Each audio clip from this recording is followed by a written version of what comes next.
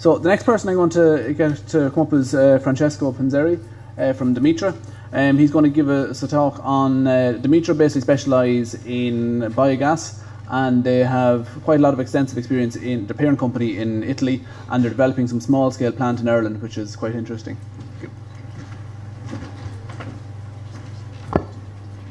Thank you so much. Good afternoon. It's been a very long day, I guess.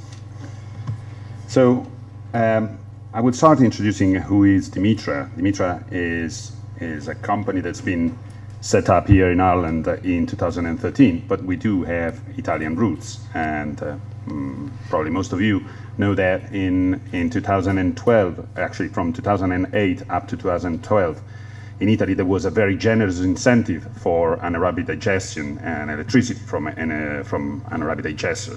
So we got we took from there and we moved to Ireland when in 2012 basically the incentives was shut down basically overnight, and we implanted over 36 plants in Italy over 15 years, and we operate 30 megawatts basically, and it's 10% of our income goes into research and development, because we think that although the technology is quite well known, there's a lot that can be done to improve anaerobic digestion.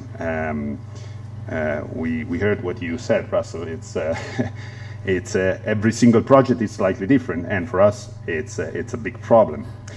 So this is what an anaerobic digestion looks like. There's a couple of tanks made by concrete, and there's a biodegradable matter going in, and bacteria basically go through a process, and the two outcomes are biogas and digestate. That works pretty well as a fertilizer. This is in a very short way, and obviously it can use a lot of biodegradable matters coming from slurries down to any kind of waste from food processor basically.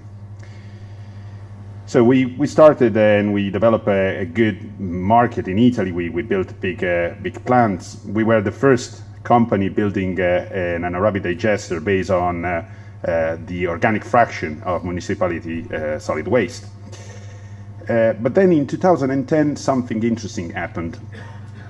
So one of our clients came into the office saying, well, we have secured a very good stream of waste, and we have a piece of land, and we think that it's the perfect spot where to develop an anaerobic digester. We think that we are in the region of 1 megawatt. The only problem is that that piece of land is within a national park. And although national park authorities cannot say, no, you can't develop the anaerobic digester, they actually dictated the rules. And the rules were no concrete, no removal of any soil, not even a small pebbles, otherwise you will be appointed as a quarry. Has to have a technology that could be easy decommissioning, and has to blend into the environment as much as possible. And obviously our client said, oh, those are very interesting things, but no extra costs. So we gave a little bit of thoughts about that, and we came up with this idea of building the tanks with the soil, basically digging part of the tank in the soil and using the same soil to build up the shoulders, and then obviously lining these shoulders and then the tank with the same material with which you line the landfills. And obviously not having hard shoulders, well, that provides a little bit of a problem in mixing. And then we came up with a different idea, and this is actually the first facility, the one built in the national park. We came up with a different idea in mixing. So there's a pumping station, a big one, that basically sucks from the bottom of these huge bowls the sludge, and then heat up the sludge and pump it back on top. So there's a recirculation system. It's completely different from the traditional way that provides mixing with propellers or agitators. This could actually turn out to be very interesting. It's very efficient and has a very low parasitic loads. And the idea was so successful that we actually built 4 more facilities of this kind. And here, just to show you that parasitic loads are in the region of 7% compared to 15% of the standard structures. Now, after we built those facilities, we actually realized that to go further, we should have done something completely different. I mean, so far, every single project we've been involved in, well, we approach those projects in a project way. So every single case is different. But if you want to go to the market, I mean, you have to develop a product, so kind of standardize. Also, there's another thing that happened at the same time. We were involved, although in a tangential way, with a project called Biogas 3. And during the final presentation, one of the participants pointed out that the amount of potential feedstock for anaerobic digester in Europe, it's way, way more than the actual number of anaerobic digesters facilities that are built in Europe, and even in Germany, you know, one of the, actually the leading country for the technology in Europe. So where is it actually, that feedstock? And it's kind of trapped in smaller projects, smaller stream of waste. So that actually added on top of what we said. The idea that if we have to go in the direction of a product, has to be for the exploitation of this kind of stream. And here it's a very rudimental way to explain that. So the blue line is actually the cost per kilowatt of a facility, and the orange one is roughly the income from an incentive at 21 cents per kilowatt, so very generous, pretty much like the one we had in Italy back in the days. And as you can see, it's really hard to survive if you go in the direction of small units. Units between 50 and 100 kilowatts really struggle to, the project really struggled to survive. So the idea was to have a solution that would meet, basically, solve that problem. And again, even worse, if you think a situation where incentives are, well, there are no incentives, and so you have to rely only on the fact that you are actually providing to somebody his own electricity, then again, it's even worse, of course. So we came up with the idea to create a sort of product, and we harvest what we had as an experience, coming obviously from the solution built in soil.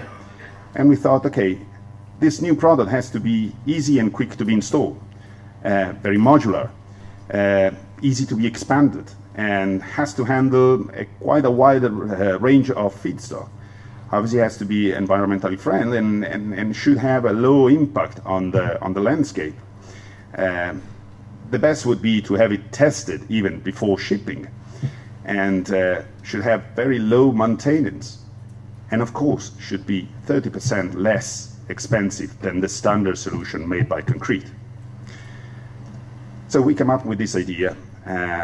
Instead of having tanks made by concrete, we have tanks made in, basically are bags made by a plasticized fabric, okay, of the kind that basically is used to transport fuel or by helicopter, okay.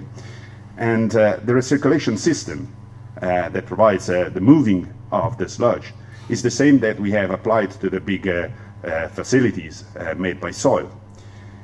And obviously, this is the shaped section. There's a ring that distributes the sludge, and it actually pumps it back into the bag. And it works exactly as the previous solution I explained you. So there's a sinkhole at the bottom. It sucks the sludge back into the container. In the container, you have a pumping station, heating exchanger, and then the sludge is pumped back on top and around the bag. So that was a very simple idea, and this is actually how it might be deployed. And so we started to structure a project to understand if this idea was actually feasible. So through Enterprise Island, we had the funds to to do a computational fluid analysis on the base of our idea, just to understand how much we could achieve in moving the sludge within the bag. And it turned out that it works.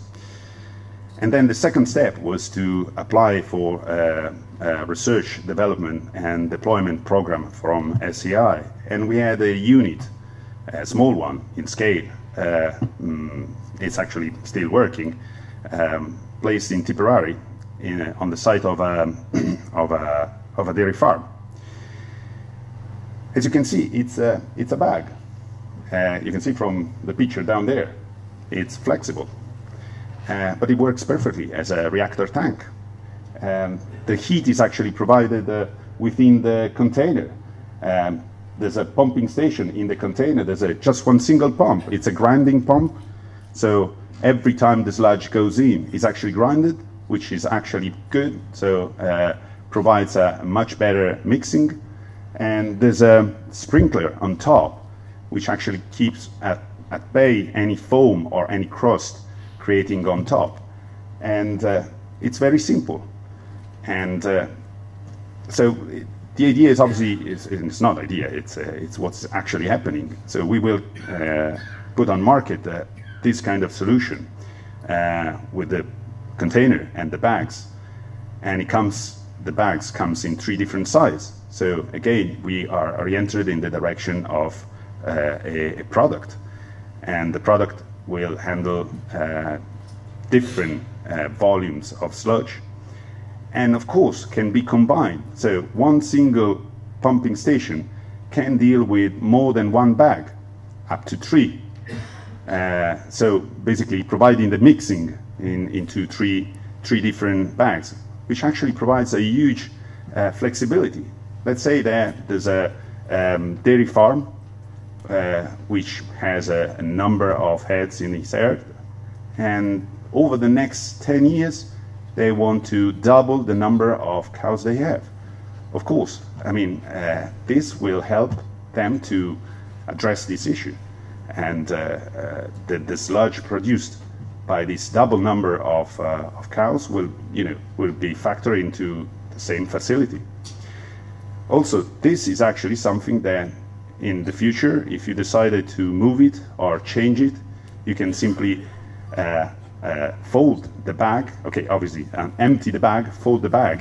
Better empty the bag before, and fold the bag and put into the container, and that's it. So it's a very flexible solution. The good thing we have discovered actually running the test is that we can actually handle up to the 12% in dry matter, which means that the range of feedstock that we can handle is quite wide. It goes obviously from cow slurry and pig slurry down to grease traps, vegetable meshes from distilleries, even slaughterhouses, of course. So it's obviously very handy and very flexible. So this is the last image. It's actually a very simple schedule that shows on the base of different feedstock the potentials in production of biogas that we have calculated. So it's very simple, and well, you can find on our website as well. This is it. Thank you so much.